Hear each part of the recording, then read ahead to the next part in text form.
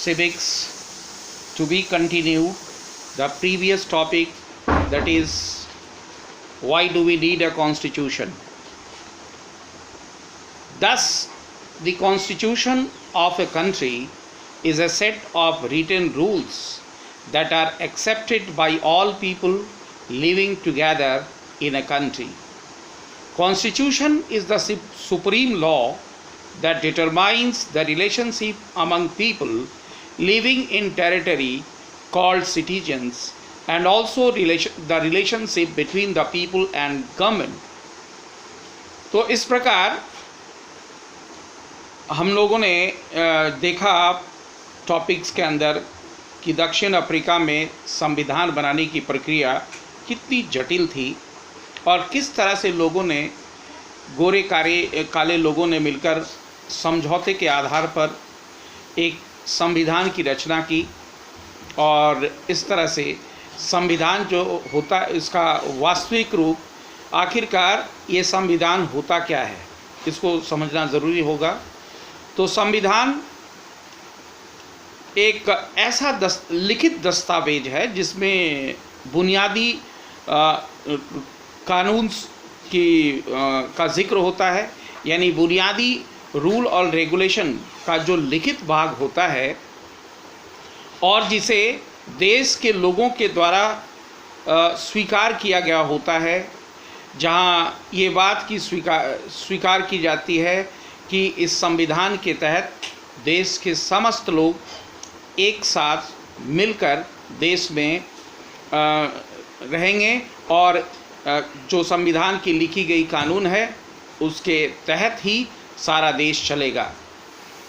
संविधान देश का सर्वोच्च कानून माना जाता है। ये संविधान ये बताता है कि शासन करने वाले शासक और जो देश के नागरिक होते हैं उनका संबंध किस तरह से होता है, शासक और शासित दोनों लोगों का संबंध किस तरह से होता है, ये संविधान के में वर्णित लिखित दस्तावेज के आधार पर ये बताया जाता है। लोगों का संबंध शासन के साथ क्या होता है और किस तरह से लोग शासित होते हैं। तो अगर संविधान की मूलभूत बातों को ध्यान रखें तो इसमें कुछ बातें सामने आती हैं। First, it generate degree of trust and coordination that is necessary for different kinds of people to live together. पहली बात, इस संविधान के निष्कर्ष में हम पाते हैं कि संविधान एक ऐसा विवरण होता है जिसमें सहयोग और विश्वास के आधार पर होता है। और इसमें कहा गया है कि संविधान के तहत लोगों के बीच सहयोग की भावना और विश्वास की भावना आवश्यक होता है, और वो उन लोगों के लिए होता है जो देश के विभिन्न लोग जो इकट्ठे एक साथ देश के अंदर रहते हैं, उनमें सहयोग और विश्वास की भावना संविधान के तहत उसे व्यक्त किया जाता है। दूसरी बात, it specifies how the government will be constituted, who will have power to take which decisions.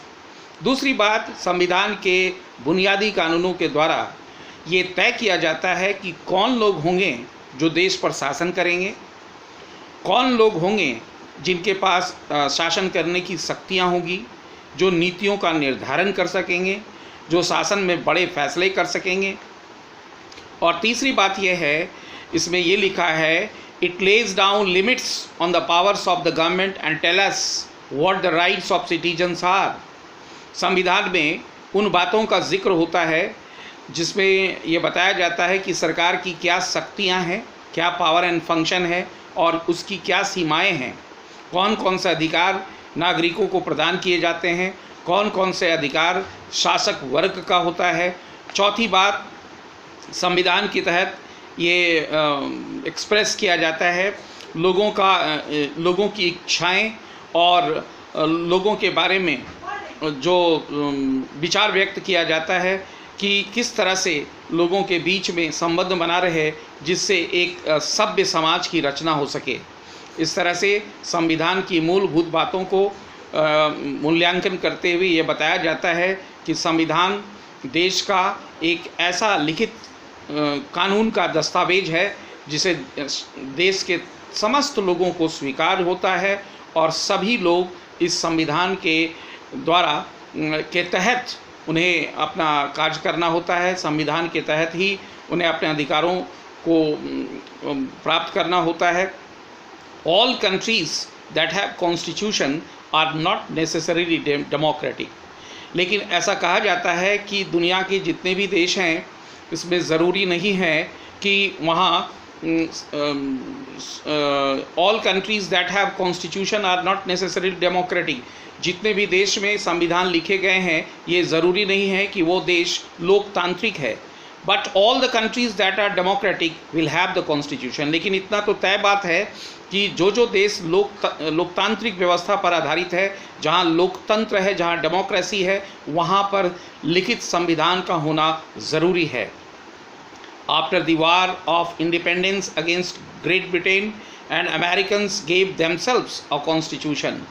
और इसके तहत ग्रेट ब्रिटेन और अमेरिका में स्वतंत्रता संग्राम के बाद लोगों ने सबसे पहले संविधान की रचना की, संविधान की बनाने की महसूस की। After the revolution the French people approved democratic constitution. France की महान क्रांति के बाद भी लोगों ने वहाँ कॉन्स्टिट्यूशन को अप्रूव किया और संविधान के तहत वहाँ शासन व्यवस्था कायम की गई। Since then it has become a practice in all democracies to have a written constitution।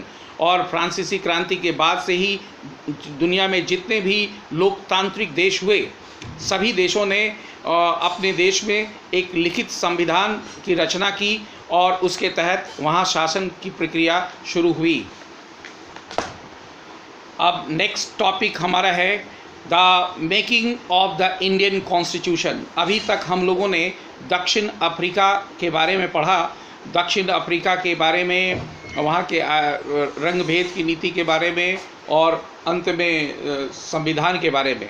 अब हम लोग नेक्स्ट क्लास में making of the Indian constitution के बारे में पढ़ेंगे। Till then thank you.